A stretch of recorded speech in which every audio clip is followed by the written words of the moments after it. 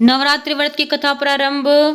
बृहस्पति जी बोले, हे ब्रह्मा जी, आप अत्यंत बुद्धिमान, सर्वशास्त्र और चारों वेदों को जानने वाले मैं श्रेष्ठ हूँ। हे प्रभु, कृपा कर मेरा वचन सुनो। चैत्र अश्विनी माह गुरु 60 मार्च के शुक्ल पक्ष में नवरात्र का व्रत और उत्सव क्यों किया जाता है? हे भगवान, इस व्रत का फल क्या है? किस किस प्रकार का करना उचित है? और पहले इस व्रत को किसने किया, सो विस्तार से को। बृहस्पति जी का ऐसा प्रश्न सुनकर ब्रह्मा जी कहने लगे कि हे बृहस्पति, प्राणियों का हित करने के इच्छा से तुमने बहुत ही अच्छा प्रश्न किया है। जो मनुष्य मनोरथ पूर्ण करने वाली दुर्गा महादेवी, सूर्य और नारायण का ध्यान करते हैं, वे मनुष्य धन्य हैं। यह नवरात्र व्रत संपूर्ण कामनाओं को पूर्ण करने वाला है। इसे करने से पुत्र चाहने वालों को पुत्र, धन चाहने वालों को धन, विद्या चाहने वालों को विद्या, सुख चाहने वालों को सुख मिलता है। इस व्रत को करने से रोगी मनुष्य का रोग दूर हो जाता है और कारागार में पड़ा हुआ मनुष्य बंधन से छूट जाता है। मनुष्य की तमाम विपत्तियां दूर हो जाती हैं और उसके घर में संपूर्ण संपत्तियां आकर उपस्थित हो जाती हैं। बंध्या और काक बंध्या के इस व्रत को करने से पुत्र हो जाता है। समस्त पापों को दूर करने वाली इस व्रत के करने से ऐसा कौन सा मनोरथ है जो सिद्ध नहीं हो सकता? जो मनुष्य अल्प है, मनुष्य देह को पाकर भी नवरात्रि का व्रत नहीं करता, वह माता पिता से हीन हो जाता है, अर्थात उसके माता पिता मर जाते हैं और वह अनेक दुखों को भोगता है। उसके शरीर से कुष्ठा हो जाती है और अंगहीन हो जाता है। उसके सनातनों उत्पत्ति नहीं होती। इस प्रकार वह मूर्ख अनेक दुख भोगता है। इस व्रत को करने वाला निर्धय मनुष्य धन्य और धान्य से रहित हो भूख और प्यास से मारे पृथ्वी पर घूमता है और गूंगा हो जाता है। जो स्वाग्नी स्त्री भूल से इस व्रत को नहीं करती, वह पति से हीन होकर नाना प्रकार के दुखों को भोगती है। यदि व्रत करने वाला मनुष्य सारे दिन का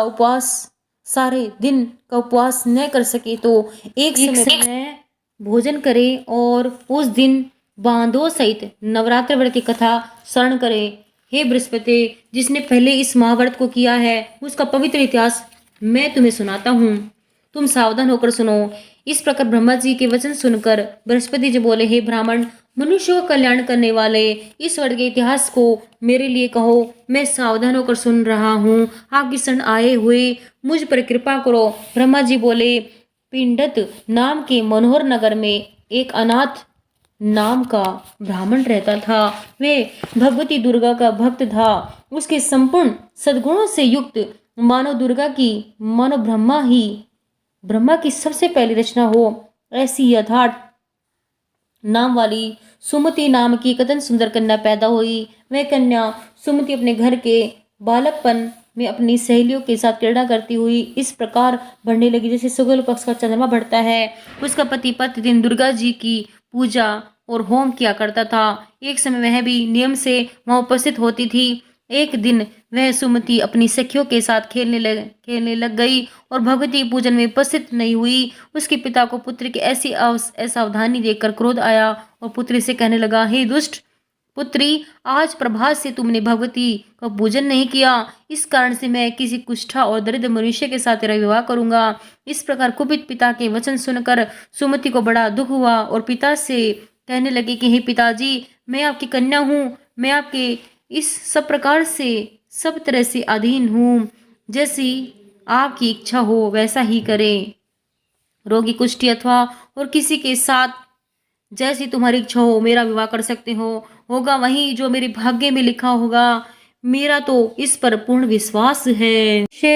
न जाने कितने मनोरथों का चिंतन करता है और होता वही है जो भाग्य में विधाता ने लिखा है। जो जैसा करता है उसको फल भी उस कर्म के अनुसार ही मिलता है, क्योंकि कर्म करना मनुष्य के अधीन है पर फल देव के अधीन है।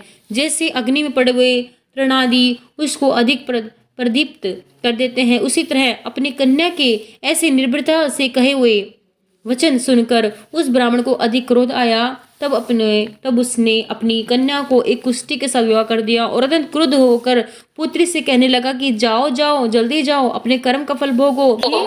केवल भाग्य के भरोसे पर रहकर क्या करती है? इस प्रकार से कहे हुए पिता के कटु वचनों को सुनकर सुमति अपने मन में विचार करने लगे कि अहो, मेरा बड़ा दुर्भाग्य है जिससे मुझे ऐसा पति मिला। इससे अपने दुख का विचार करते हुए सुमति अपने पति के साथ वन चली गई और भयानक वन में कुशायुक्त उस स्थान पर उन्होंने वह रात बड़े कष्ट से व्यतीत की।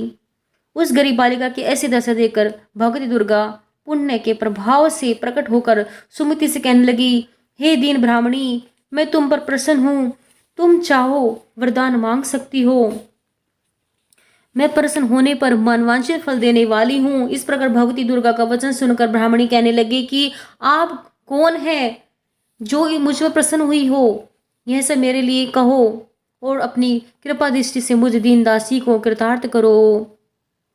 ऐसी ब्राह्मणी का वचन सुनकर देवी कहने लगी कि मैं आदि शक्ति हूँ और मैं ही ब्रह्मा विद्या और सरस्वती हूँ। मैं प्रसन्न होने पर प्राणियों का दुख दूर कर उनको सुख प्रदान करती हूँ। हे ब्राह्मणी, मैं तुझ पर तेरे पूर्व जन्म के पुण्य के प्रभाव से प्रसन्न हूँ। तुम्हारे पूर्व जन्म का वृतांत सुनाती हूँ, सुनो। तुम पूर्व जन्म में निषाद भील की स्त्री थी और अति पतिव्रता थी। एक दिन तेरे पति निषाद ने चोरी की। चोरी करने पर के कारण तुम दोनों को सिपाहियों ने पकड़ लिया और ले जाकर जेल खाने के में कैद कर दिया। उन लोगों ने तेरे और तेरे पति को भोजन भी नहीं दिया। इस प्रकार नवरात्रि के दिनों में तुमने न तो कुछ खाया और न जल ही पिया, इसलिए 9 दिन तक नवरात्रि का व्रत हो गया।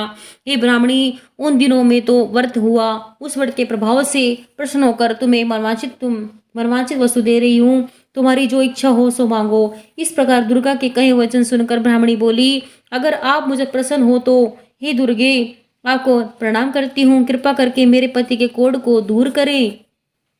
देवी कहने लगी कि उन दिनों में जो तुमने व्रत किया था, उस व्रत के एक दिन का पुण्य अपने पति को कोढ़ दूर करने के लिए अर्पण करो। मेरे प्रभाव से तेरा पति कोढ़ से रहित हो और सोने के समान शरीर वाला हो जाएगा।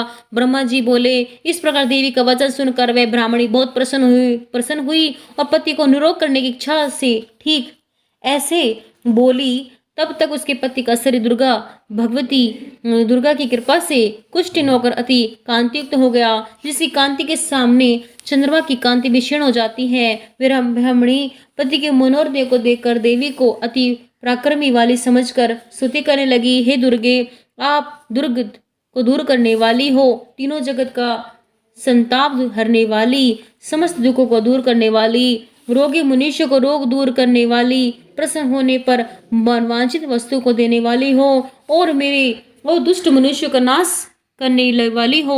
तुम ही सारे जगत की माता और पिता हो। हे अम्बे, मुझ अपराध रहित अबला को ही कि मेरे पिता ने कुष्ठा के साथ विवाह कर मुझे घर से निकाल दिया, उसकी निकाली पृथ्वी पर घूमने लगी। आपने ही मेरा इस आपत्ति रूपी समुद्र से उद्धार किया है। देवी, आपको प्रणाम करती हूँ, मुझ दीन की रक्षा करो। ब्रह्मा जी बोले, हे बृहस्पति, इसी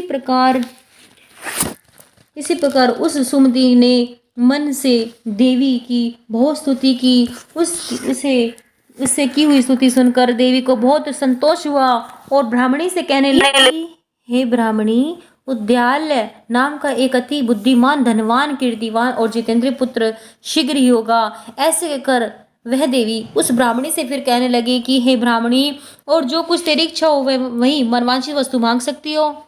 ऐसा भगवती दुर्गा का वचन सुनकर सुमति बोले कि हे भगवती दुर्गे, अगर आप मेरे पर प्रसन्न है तो कृपा कर मुझे नवरात्रि विधि बताइए। हे दयावती, जिस विधि से नवरात्र व्रत करने से आप प्रसन्न होती हैं, उस विधि और उसके फल को मेरे लिए विस्तार से वर्णन करें। इस प्रकार ब्राह्मणी के वचन सुनकर दुर्गा कहने लगी कि हे ब्राह्मणी, मैं तुम्हारे लिए संपूर्ण पापों को दूर करने वाली नवरात्र व्रत विधि को बताती हूँ, जिसको सुनने से तमाम पापों से छूटकर मोक्ष की प्राप्ति हो जाती है। अश्विनी मास के शुक्ल पक्ष की प्रतिपदा से लेकर 9 दिन तक विधि पूर्वक व्रत करे। यदि दिन भर का व्रत न कर सके तो एक समय का भोजन करें। पढ़े लिखे ब्राह्मणों से पूछकर घट स्थापना करे, वाटिका बनाकर उसको प्रतिदिन जल से सींचे, महाकाली, महालक्ष्मी और महासरस्वती की मूर्तियां बनाकर उनकी नित्य विधि सहित पूजा करे और पुष्पों से विधि पूर्वक अर्घ्य दे। बिजोरा के फूल से अर्घ्य देने से रूप की प्राप्ति होती है। जायफल से कीर्ति, दाग से कार्य की सिद्धि होती है, आंवले से सुख की और केले से भूषण की प्राप्ति होती है। इस प्रकार फलों से अर्घ्य देकर या यथाविधि हवन करें। खांड, घी, गेहूं, शहद और जौ, तिल, बिंब, नारियल, धाक और कदम इनसे हवन करें। गेहूं होम करने से लक्ष्मी की प्राप्ति होती है। खीर और चंपा के पुष्पों से धन और पत्तों से तेज और सुख की प्राप्ति होती है। आंवले से कीर्ति और केले से पुत्र होए। कमल से राज सम्मान और दाखों से सुख संपत्ति प्राप्ति होती है। खांड, घी, नारियल, शहद, जौ, तिल इनसे तथा फलों से होम करने से मनवांछित वस्तु की प्राप्ति होती है। व्रत करने वाला मनुष्य इस विधान से होम कर आचार्य को अत्यंत नम्रता के साथ प्रणाम करे और यज्ञ की सिद्धि के लिए उसे दक्षिणा दे। इस महाव्रत को पहले बताई हुई विधि के अनुसार जो कोई करता है उसके सब मनोरथ सिद्ध हो जाते हैं। इसमें तनिक भी संशय नहीं है। इन 9 दिनों में जो कुछ दान आदि दिया जाता है उसका करोड़ों गुना फल मिलता है। इस नवरात्र के व्रत करने से अश्वमेध यज्ञ का फल मिलता है। ये ब्राह्मणी इस संपूर्ण कामना को पूर्ण करने वाले उत्तम व्रत को तीर्थ, मंदिर अथवा घर में विधि के अनुसार करे। ब्रह्मा जी बोले कि हे बृहस्पति, इस प्रकार ब्राह्मणों को का व्रत का विधान और फल बताकर देवी अंतर्ध्यान हो गई। जो मनुष्य यह या स्त्री इस व्रत को भक्तिपूर्वक करता है वह इस लोक में सुख भोगकर अंत में दुर्लभ मोक्ष को प्राप्त होता है। हे बृहस्पति, यह दुर्लभ व्रत का माता मैंने तुम्हारे लिए बतलाया है। ऐसा ब्रह्मा जी के वचन सुनकर बृहस्पति जी आनंद के कारण रोमांचित हो गए और ब्रह्मा जी से कहने लगे कि हे ब्रह्मा जी, आपने मुझ पर अति कृपा की जो अमृत के समान इस नवरात्रि का व्रत मातम सुनाया। हे प्रभु, आपके बिना और कौन इस मातम को सुना सकता है। इस बृहस्पति जी के वचन सुनकर ब्रह्मा जी बोले कि हे बृहस्पति, तुम सबने प्राणियों का हित करने वाले इस अलौकिक व्रत को पूछा है, इसलिए तुम धन्य हो। यह भगवती शक्ति संपूर्ण लोगों का पालन करने वाली है। इस मादे के प्रभाव को कौन जान सकता है। जय माता भगवती की जय हो।